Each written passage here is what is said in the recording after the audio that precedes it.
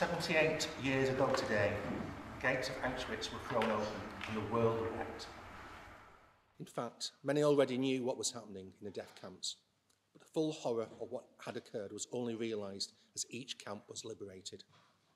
We call this genocide, the systematic elimination of all of or a significant part of a racial, religious, cultural, national group or minority. Today we recall not only the genocide of Nazi Germany, but also the genocides which have occurred more recently in Bosnia, Armenia, Cambodia, Rwanda, Syria and other countries. Genocide is not confined to one country or to one age, but can happen anywhere and at any time. This is why it is so important for us to gather together to remember the victims and to hope and pray that we will never see it again. The national theme for this year is ordinary people. Ibi Nil, survivor of the Holocaust, wrote, "You didn't think about yesterday and tomorrow may not even happen. It was only today that you had to cope with, and you got through it as best you could." The Holocaust and subsequent genocides took place because local populations allowed insidious persecution to take root. While some people supported or facilitated state policies of persecution, the vast majority stood by silently, at best afraid, to speak out, at worst indifferent. Bystanders enabled the Holocaust.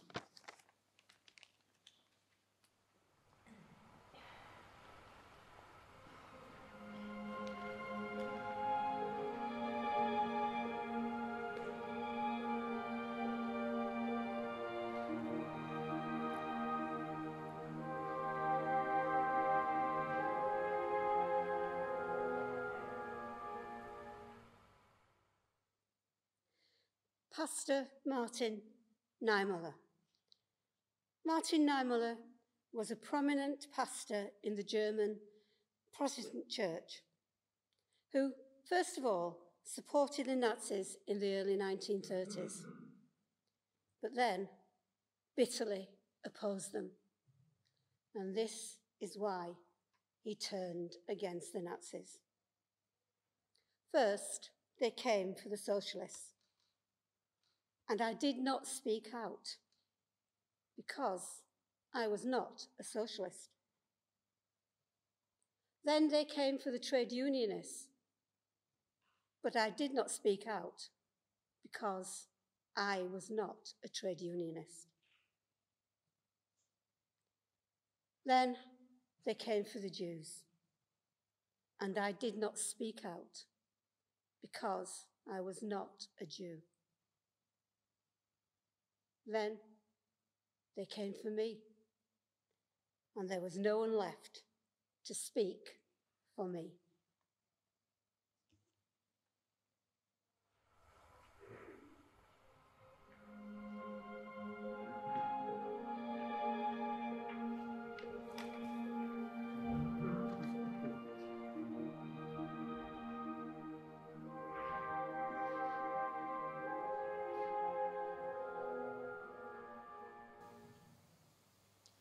Ordinary people. Genocide is facilitated by ordinary people. Ordinary people turn a blind eye, believe propaganda, join murderous regimes. Ordinary people were involved in all aspects of the Holocaust, the Nazi persecution of other groups, and in the genocides that took place in Cambodia, Rwanda, Bosnia, and Darfur. Ordinary people were perpetrators, bystanders, rescuers, witnesses, and ordinary people were victims. In every genocide, there were ordinary people who went to extreme depths to cause harm, to persecute, to murder. There are also extraordinary people in every genocide, remarkable and unusual people who went to extreme lengths to help, to rescue, to save. Our theme this year highlights the ordinary people who let genocide happen, the ordinary people who actively perpetrated genocide, and the ordinary people who were persecuted. Our theme will also prompt us to consider how ordinary people, such as ourselves, can perhaps play a bigger part than we might imagine in challenging prejudice today.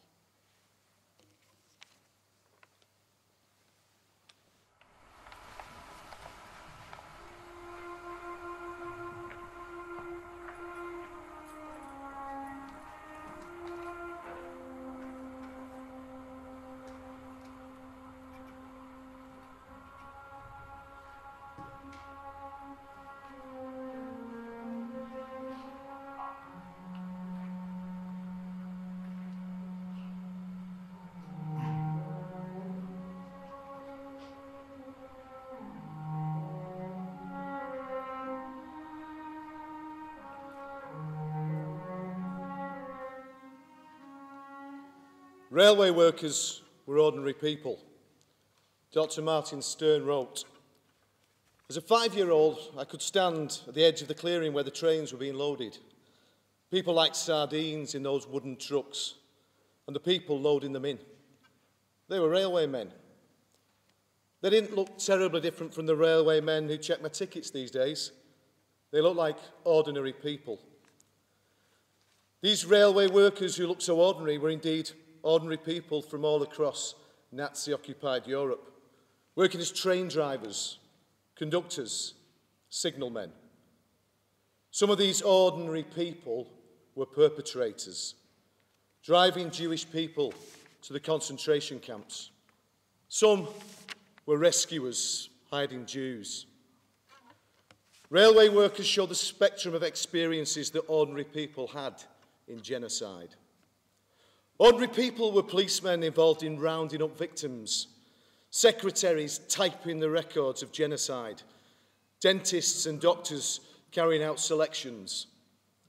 Ordinary people were neighbours wielding machetes in Rwanda, school teachers turned concentration camp guards in Bosnia. Jean-Louis Mazimpaka, a survivor of the genocide against the Tutsi in Rwanda, recalls that when the killing started, to be honest, everyone was involved. Our neighbours, friends, but we didn't know the killings were to the extent of what happened. Victims of genocide were ordinary people. They had simply an aspect of their identity that perpetrators did not like. That made them targets for persecution. Survivors were often portrayed as extraordinary individuals. However, it's important to remember that they survived the most horrendous acts. Not necessarily because they were extraordinary, but often due to a mixture of luck, skill, circumstances, or the involvement of other people. And after a genocide, survivors live ordinary lives, dealing with the same day-to-day challenges as the rest of the population. They are ordinary people in our communities, supermarket staff, doctors, parents, teachers. Rescuers are also often portrayed as extraordinary or superhuman with amazing bravery and skill. This may be true in some instances, but many rescuers describe themselves in very simple terms, highlighting the circumstances that enabled them to save others. Sometimes they were able to provide food to others who needed it. Sometimes they hid people. Ordinary people who did extraordinary things, risking their lives, their livelihoods, their families to help others. Most people living under a murderous regime don't take an active role in genocide. They do not become perpetrators or rescuers. They let the genocide take place around them. And they take no action to contribute to it, yet neither do they take action to challenge it, prevent it, or stop it from happening. We're all ordinary people today who can be extraordinary in our actions. We can all make decisions to challenge prejudice, stand up to hatred, to speak out against identity-based persecution. Ordinary people are also ones who drive Holocaust Memorial Day, so that we never forget.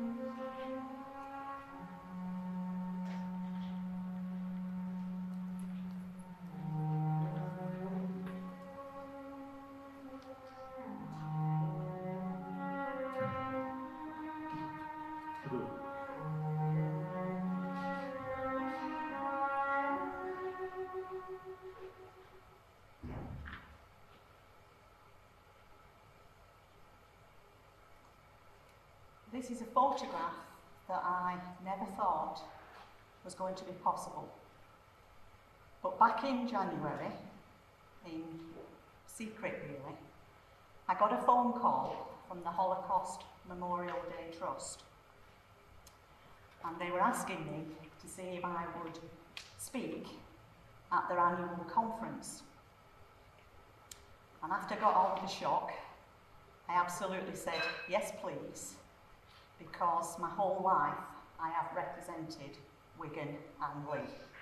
And it was a way that we would showcase the fabulous work that we have done for a long time. They didn't just pick randomly, they picked us because we've been doing this since 2001. And the preparation that we've put together has been very, very special. I was asked by what was the Heritage Centre and now Wigan Museum of Life if I would like to get children involved in the ceremonies. And the answer was yes, please. When I first began my teaching career in 1980, there was one textbook and one paragraph of information about the Holocaust. And I thought that wasn't going to really cut mustard. So I began a lifelong search of travels, research, and my tenet of my career is bringing learning to life. So that those children, when you and I are not here, will be the voices, the witnesses to carry this on. And so the photograph is me with Olivia Marks Goldman, and this lady here is going to be the subject of today because the first time I met, she's 84 years of age, and I know I was just explaining to Dr. Turnbull that the youngest survivor left now is 82 and she lives in Canada. So we really do need to make sure we tell these stories. This is Karen Pollock Burnett, and the gentleman here, I had to go to the Home Office, and it's the Department of Levelling Up Housing and Communities. Little did I know then that whilst I was in London representing us, that they were up here actually sorting out the bids for the local area. So that was quite an interesting change. And the security was very, very high. And it was heightened security, bunkers this way, you name it. It was really, really very, very special. The two young people with me are from London schools, and they are youth ambassadors. And I hope one day that we will have pupils from our area actually going on those programmes. But back in 1980, there was no such programme. We had to make sure that we taught it in a way that our youngsters would understand. And it was only Karen in 1988, I think, when they said we'd have to do something about it. National curriculum is 91, and it took a while. I think they were asking for a bill in Parliament, and it was actually about war crimes. And it takes a while for things to get in place, but eventually we actually got the Holocaust Memorial Day Trust working with educational people. So that was very, very special. This lady is called Hannah Lewis, MBE, and I didn't know the running order at the time. They told me I was following the two young people, which I'm used to doing, but no, I was going to follow Hannah. And how do you follow a survivor's story? When I got up, I was actually choked because I couldn't compute what I'd listened to and to get ready to be able to speak. But eventually I spoke to her and I said, you will be in our memorial services with us back in Wigan and Leigh. At this point, our pupils are doing portraits of special people that they have found on the website that they want to talk about, as well as the parents and heroes from home. They've gone and found out about other people, ordinary people doing ordinary things, and sometimes the person who lives next door to us has done something quite extraordinary, and only now are they prepared to share that with us. So I'm going to put this here, as I promised Anna I would do. I'll have to come round to the front. Little fold. Now I'm going to put Hannah on the tree. This morning, Sacred Heart pupils in Atherton, Leigh, actually came out and each one of them placed the portrait on the tree. This is our tree of hope. I'll explain a little bit about that afterwards.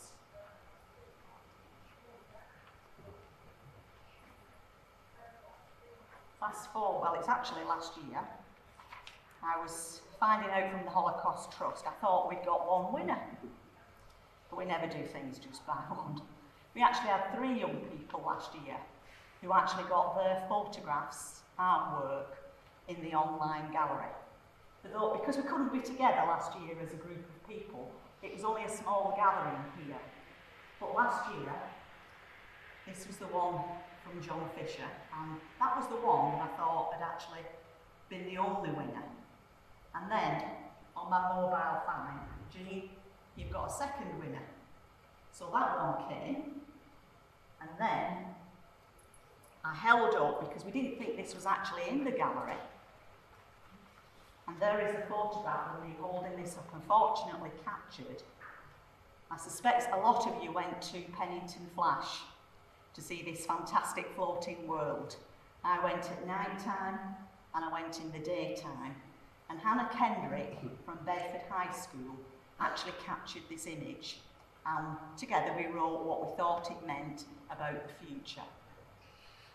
Little did I know, but I got another email saying, Jean, the Board of Trustees was so impressed, we're going to use Hannah's image for the online or in Review magazine.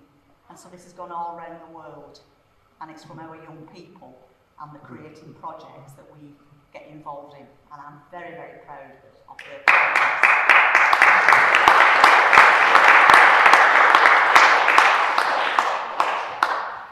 And so, to today, this is Lauren McCarrick. Now, she was able to visit us today in Leigh, so some people have already met her. And like me, she had an invitation to go down to London to the very, very small ceremony that took place on Wednesday evening, and she was able to meet perhaps one of my heroes. I believe that Judge Rob Rinder was actually speaking at this event, and I said I wouldn't go because I needed to be here to make sure that this was all working in progress. But she went down and she said it was a fantastic ceremony. And yet again, I don't know what I'm going to do when I don't get somebody's work in the gallery. I think I'll be really upset. This portrait was shown online last night, and it's ready for display in Town Hall here and the Town Hall in Leigh. It is of a Ukrainian mother called Zoya. who is being hosted in by a local family in this area. And she has come with a daughter, and the daughter is in the end here in Bedford. And when they were looking at when they got the competition this year, they were going to go for portraits. And again, it's always a stellar cast. It's ranking with other people who do the judging. And I thought, that's hard drawing a portrait. Very, very difficult. But we had 2 entries from Bedford, and this one was selected. It's very detailed, and it shows the mum smiling, and it's got St Andrew's Church in the background. And I asked Lauren if she would speak this morning, but she was a little bit too shy. But the story of Zoya is that she's come to this country. She's got to learn English because she's a refugee. She told of her past, which was that she liked to go mushroom picking with her family, and I've done that with mine. I know other people have here. She liked to go to the sea. She liked to do ordinary things like you and me. She liked to have barbecues. And one of the things, I wonder how many of you do this, you watch a film with your friends, with your mum, your dad, and you can do that so easily. She says she still watches films, but it's not the same because she's not in her own country. She is so grateful to have been given a place here, and she's learning English. She's not with us today because she's actually working. But what a fantastic portrait. And I knew that would be the right thing that would speak to people, because, you know, we hope that by these Holocausts we'd be doing no more. But in the time that I've done them, there's 2 more editions from when I was working with Stephen Lithgow and Alistair Gillis. It was 18 genocides we talked about, and now we're up to 20. So I've been keeping a record, and, you know, I know that it's sad, and it's one of the reasons why we have to stand together and, as a community, speak up and speak out. Tonight, the reason some of you may have wondered and thought you've got the wrong day, normally the ceremony is usually on the 27th of January, and we're actually putting that ceremony on. But for Jewish people, when the first star appears tonight, Friday, they start Jewish Sabbath. So they wouldn't have been able to watch the ceremony last night. So things were brought forward, and I suspect some of you watched the online ceremony just like I did. And for the first time this year, they actually had miniature candles with the symbol of the Holocaust on them. And they're asking all of us tonight if we would go to our windows and light the candle, and it is actually at 4 o'clock, which I won't have got back by that time. But I did speak to Sally and Georgina, a bit last minute, but they get used to me doing things like that. Can you light the town hall up in purple, please, so that we stand together? They've come good, and that will be lit up today, because it's just so important that we know Wigan are standing with Blackpool, with Manchester, and I am incredibly proud of all the work that we do from the government, the local authority, from our children who are our representatives. I'm so proud of them. I'm looking forward to John Fisher, who will, they'll blow you away, I'm sure they will. So, enough from me. I hope that explains where we're up to, and I hope you didn't mind me, well, telling it as important, because we've done so well. Thank you.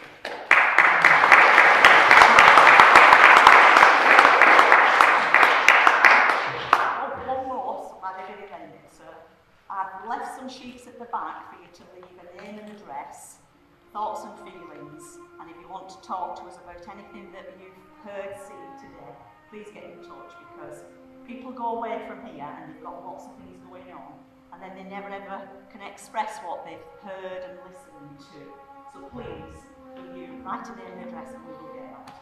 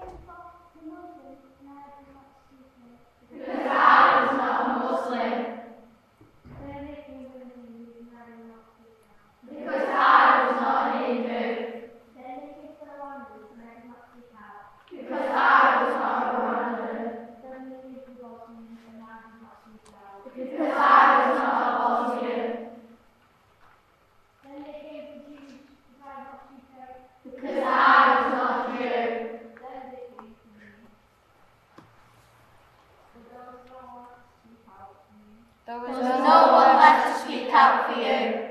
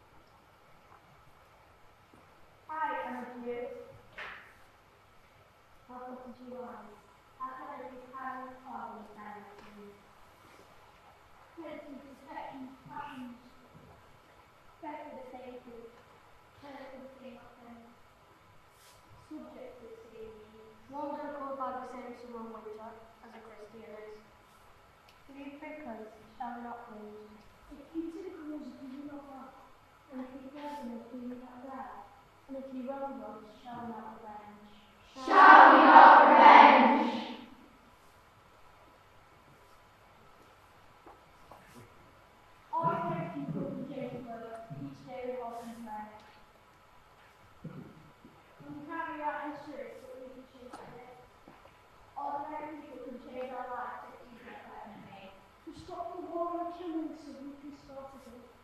Ordinary people can change our laws to stop prejudice and hate.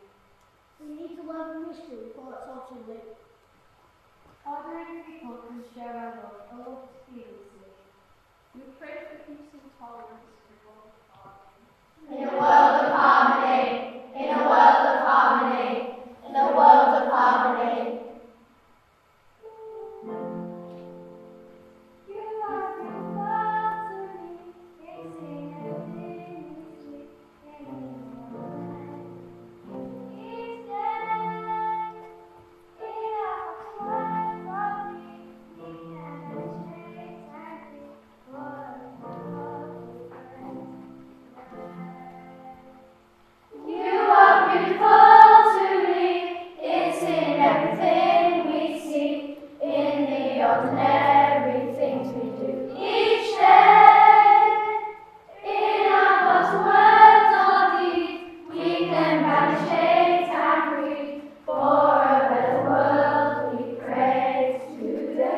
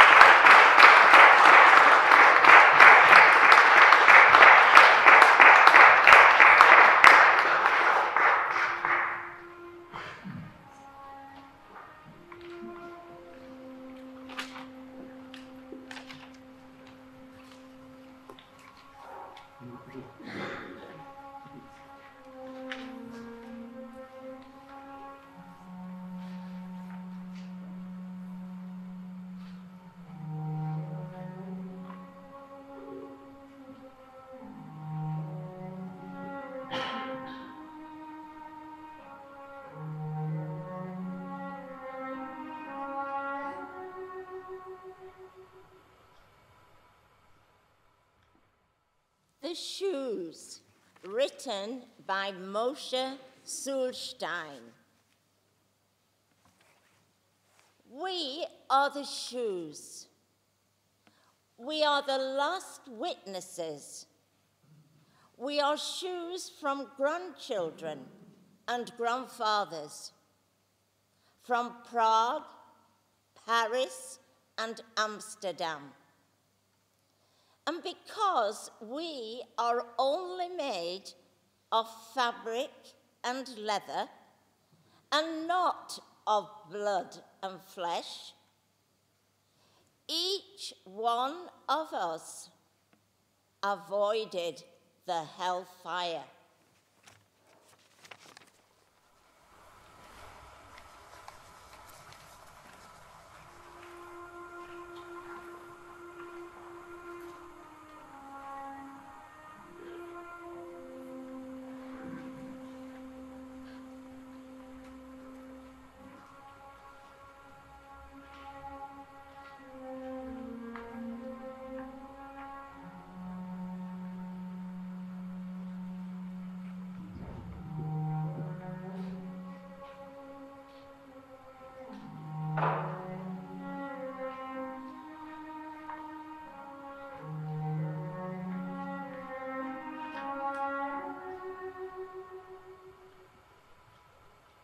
During the Russian occupation of northern Ukraine, an 86-year-old lady sat by her window, knitting, as old ladies do, counting the Russian tanks, then sending the information to Ukrainian intelligence. Ordinary people doing extraordinary things. Grandmothers, daughters, fathers, mothers, sons. Bertie Bonta had a typical middle-class upbringing, daughter of the owner of a wood shop. She trained as a nurse and joined the German League of Girls, learned how to raise children and be a homemaker. Then, in 1942, she became a concentration camp guard. She soon acquired a reputation as a sadist who beat inmates without mercy. She also enjoyed shooting at weak female prisoners. When the British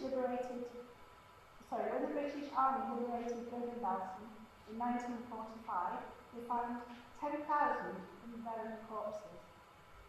At a British military tribunal in 1945, Laughter claimed, "I have not seen dead bodies lying about the camp."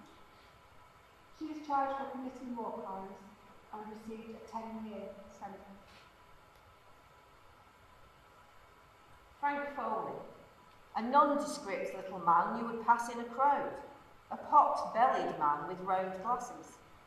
Father of one, Frank Foley wouldn't be most people's idea of a typical British spy, but he was in fact a courageous intelligence officer. In 1938, Foley went undercover for the British Embassy in Berlin. He forged passports to help Jewish people escape and visited Nazi concentration camps to issue travel documents and visas. He is believed to have rescued more than 10,000 men, women and children. After the war, Frank Foley retired to Stourbridge, where he enjoyed his garden.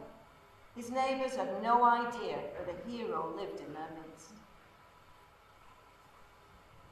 The bird-like figure, I am Chan, looks like a typical grandmother, growing cucumbers and tending her cows with her children and grandchildren close by. She continues to deny overseeing the killing of tens of thousands of people as the Khmer Rouge official. At least 40,000 people died at the largest prison that she ran. Chartres, an entire village of 400 people, was virtually eliminated by her. "I do not like what they accuse me of," she said in a recent interview. "I don't remember anything from back then. I'm old. I just want to live in peace." Ban Chung and his wife were simple peasant farmers, sent to work in the countryside by a Khmer Rouge. When they asked who is the poorest man here, Chung was made of the new truth. Under strict orders to turn over any members who showed signs of resistance, Chung secretly gave out extra rations and taught the villagers how to hide food from the militia. "I would tell my villagers that if they stole potato, I would bury them in potato field. I had to be a good actor." Thanks to his compassion and bravery, the lives of 100 families were saved. When asked why, he replied, "Because it is the right thing to do." It is said that I am taller and more slender than you, but my skin is lighter than yours. I am Tutsi. You trained the militia to rape, torture, and kill me. Your propaganda incited hatred and violence against me. You rejoiced when news was brought of my death. You are Hutu. You stole votes and risked your own life to save them. You dug holes in your fields to give me shelter. You defied the soldiers to hide and protect me. You also are Hutu. Perpetrators, protectors, persecutors, we are all ordinary people, different experiences. Change starts with ordinary people doing extraordinary things. The path to the extraordinary is open to anybody at any time.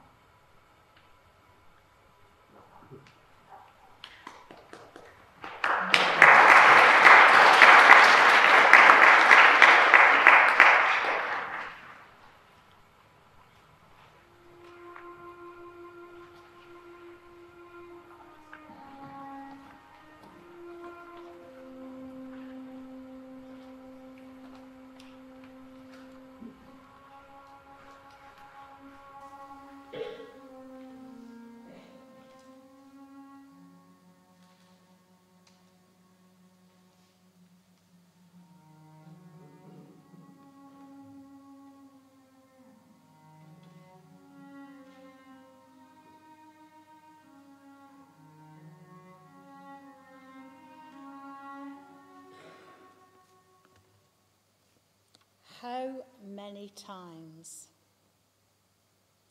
No one knows when it started. No one will know its end. the crying, the maiming, the dying, carried out by neighbour and friend. The reasons are always crazy, the slaughtered always the same, be it religion, politics, or culture. No one ever admits to their shame. How many times will it happen? How many times will we say? This has to stop forever. God help us and stop it today. It's happened all over the world since the beginning of time. It's happening now in front of us, but we choose to close our eyes. 70 years ago, it happened in Germany. 25 in the Balkan War. 20 in Rwanda. In Darfur, we have to do more. How many times will it happen? How many times will we say, this has to stop forever? God help us and stop it today. So let's all scream out together and tell the politicians they're wrong. They let it happen in Rwanda. Why are we accepting their con?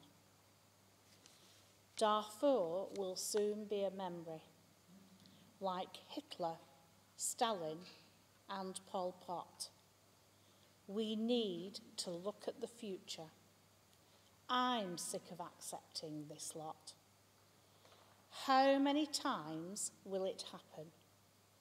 How many times will we say, this has to stop forever?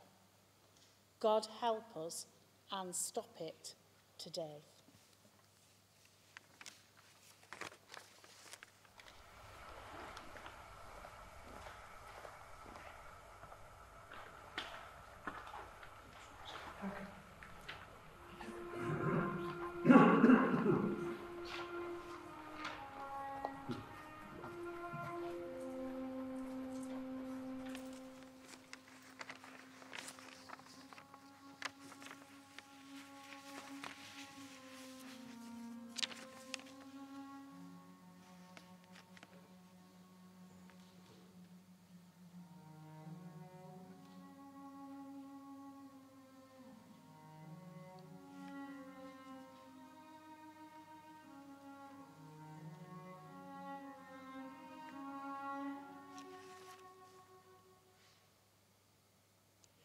Auschwitz, Bosnia, Darfur, Rwanda, Syria, Ukraine.